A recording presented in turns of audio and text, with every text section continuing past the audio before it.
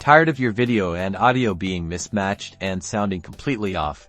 Let's fix that instantly in CapCut PC. First, open your project in CapCut PC and locate the video clip and its corresponding audio track on your timeline. You'll see them as distinct layers. Now, zoom into your timeline as much as possible. We need to be precise here. The goal is to visually align key points between your audio waveform and the video. Look for something distinct, like a clap, a spoken word with a clear mouth movement, or even a sharp visual cue.